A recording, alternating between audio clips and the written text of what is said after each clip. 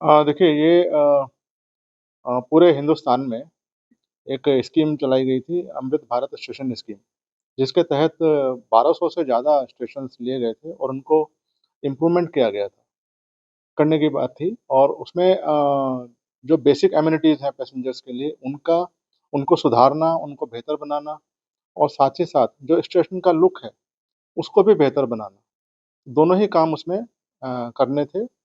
तो ये जो स्टेशंस हैं, इनमें से 103 स्टेशंस 22 मई को माननीय प्रधानमंत्री जी उसका उद्घाटन करने वाले हैं, उनका लोकार्पण करने वाले हैं, जिसमें से 6 स्टेशन हमारे राजकोट डिवीज़न के हैं। ये 6 स्टेशन हैं ओखा, मीठापुर, हापा, कानालूस, जामवंथली और मोरबी।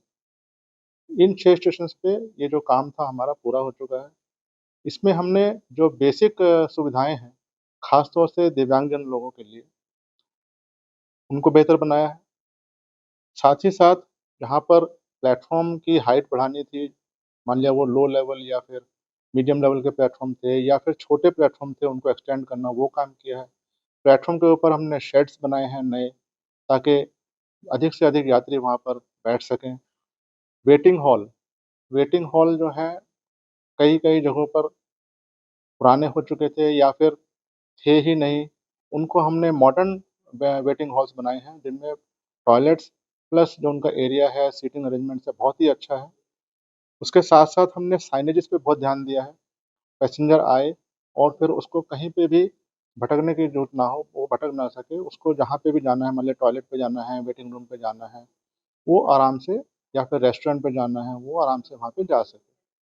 इसके साथ-साथ हमने अलग से भी टॉयलेट ब्लॉक्स बनाए हैं, जिसमें जो बहुत ही मॉडर्न टाइप के हैं। ये हर एक प्लेटफ़ॉर्म पे आपको मिलेंगे।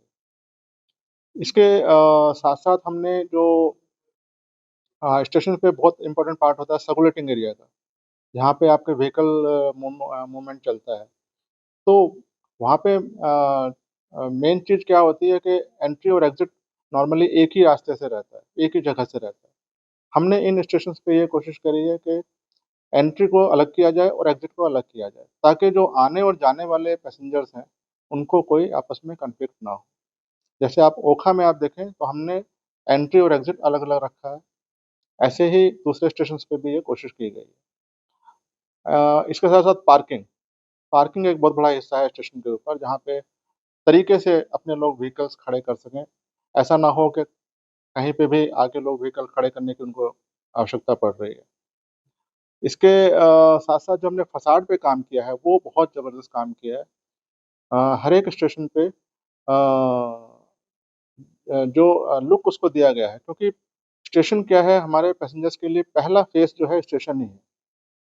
जब वो स्टेशन पे आता है तो उसका एक एक्सपीरियंस होता है, वहाँ वो बैठता है, अपना समय बिताता है, कुछ खाता-पीता भी है और अपने जो फैमिली मेंबर्स आए हैं उनके साथ कुछ या फिर दूसरे पैसेंजर्स के साथ भी कुछ समय बिताता है। तो उसका जो ये जो एक्सपीरियंस है, ये उसका बेहतर बनाने के लिए हम लोगों ने इस पे काम किया है। जैसे आप ओखा में अगर देखें तो ओखा में हमने जो क्योंकि हमारा ओखा स्टेशन जो है बहुत ही पास है सी के, तो उसको हमने ऐसा लुक दिया है उसके फ़साड के द्वारा कि वो लगे कि जैसे हमारा जो स्टेशन है कोई तैरता हुआ शिप है सी के अंदर, तो ऐसा लुक उसको दिया है। जैसे मोरबी की अगर बात करें तो मोरबी हमारा जो है जो बिल्डिंग है वो बहुत ही अच्छी है, बहुत पुरानी बिल्डिंग है वो।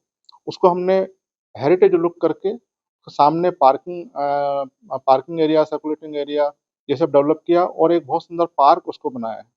साथ ही साथ अगर नाइट में जो पैसेंजर्स आते हैं, उनके लिए नाइट एक्सपीरियंस वहाँ पे जो नाइट में जो लाइट्स की फैसिलिटीज़ दी गई हैं वो बहुत अच्छी दी गई हैं। सारा स्टेशन इस समय जगमगाता रहता है और आपको कहीं पे भी कोई ऐसा एरिया नहीं मिलेगा जहाँ पे लाइट्स की कमी हो।